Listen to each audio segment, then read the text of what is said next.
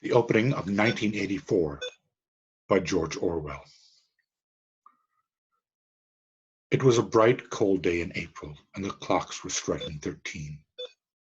Winston Smith, his chin nuzzled into his breast in an effort to escape the vile wind, slipped quickly through the glass doors of Victory Mansions, though not quickly enough to prevent a swirl of gritty dust from entering along with him. The hallway smelt of boiled cabbage and old rag mats. At one end of it, a colored poster, too large for indoor display, had been tacked to the wall. It depicted simply an enormous face, more than a meter wide, the face of a man about 45, with a heavy black mustache and ruggedly handsome features. Winston made for the stairs. It was no use trying the lift. Even at the best of times, it was seldom working, and at present the electric current was cut off during daylight hours. It was part of the economy drive in preparation for Hate Week. The flat was 7 flights up, and Winston, who was 39 and had a varicose ulcer above his right ankle, went slowly, resting several times on the way.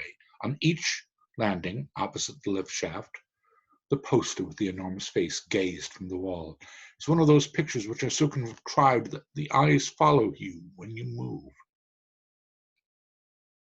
Big Brother is watching you, the caption beneath it rang.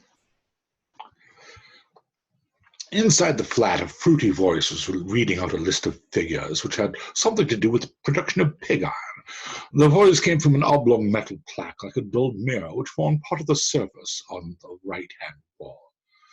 Winston turned a switch, and the voice sank somewhat, though the words were still distinguishable. The instrument, the telescreen it was called, could be dimmed, but there was no way of shutting it off completely. He moved over to the window, a smallish, frail figure, the meagerness of his body merely emphasized by the blue overalls which were the uniform of the party.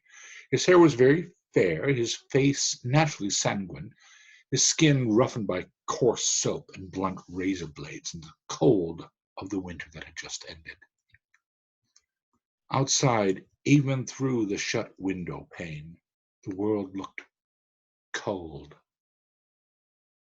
Down in the street, little eddies of wind were whirling dust and torn paper into spirals, and though the sun was shining and the sky a harsh blue, there seemed to be no color in anything except the posters that were plastered everywhere. The black mustachioed face gazed down from every commanding corner. There was one on the house front immediately opposite.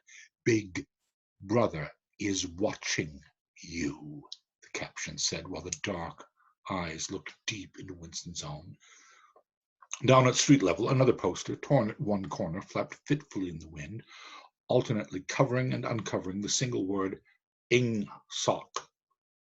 In the far distance, a helicopter skimmed down between the roofs, hovered for an instant like a bluebottle, and darted away again with a curving flight. It was the police patrol, snooping into other people's windows. The patrols did not matter, however.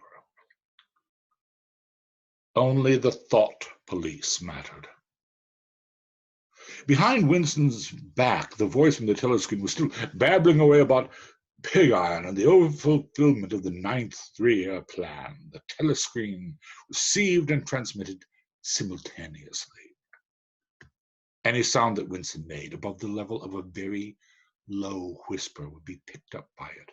Moreover, as long as he remained within the field of vision, which the metal plaque commanded, he could be seen as well as heard. There was, of course, no way of knowing whether you were being watched at any given moment.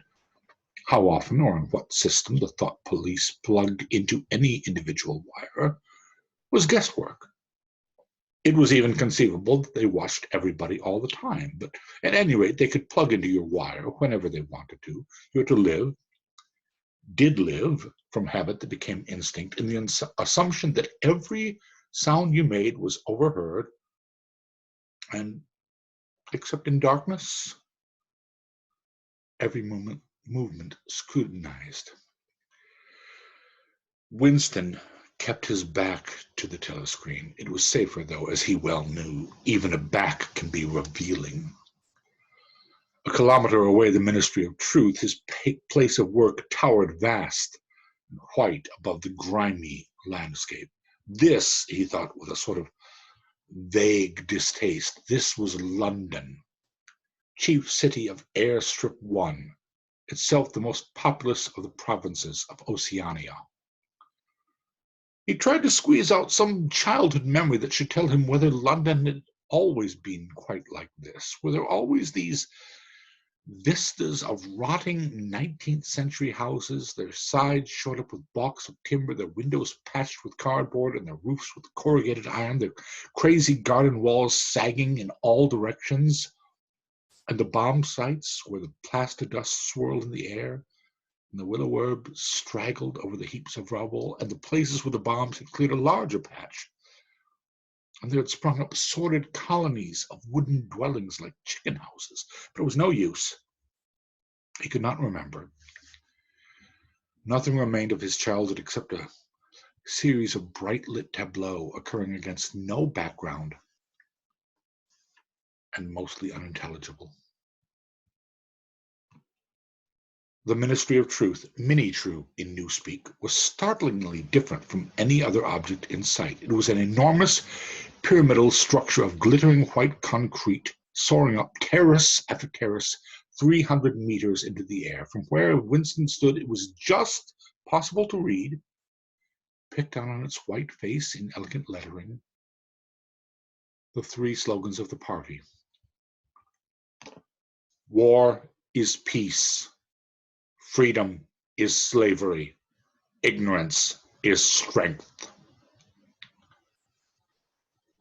The Ministry of Truth contained, it was said, 3,000 rooms above ground level and corresponding ramifications below. Scattered about London were just 3 other buildings of similar appearance and size. So completely did they dwarf the surrounding architecture that from the roof of Victory Mansions you could see all 4 of them simultaneously. They were the homes of the 4 ministries, between which the entire apparatus of government was divided. The Ministry of Truth, which concerned itself with news, entertainment, education, and the fine arts. The Ministry of Peace, which concerned itself with war. The Ministry of Love, which maintained law and order, and the Ministry of Plenty, which was responsible for economic affairs. Their names in Newspeak: Mini-True, Mini-Pax, Mini-Love, and Mini-Plenty. The Ministry of Love was the really frightening one. There were no windows in it at all. Winston had never been inside the Ministry of Love, nor within a kilometer of it. It was a place impossible to enter, except on official business, and then only by penetrating through a maze of barbed wire entanglements, steel doors, and hidden machine gun nests. Even the streets leading up to its outer barriers were roamed by gorilla-faced guards in black uniforms, armed with jointed truncheons.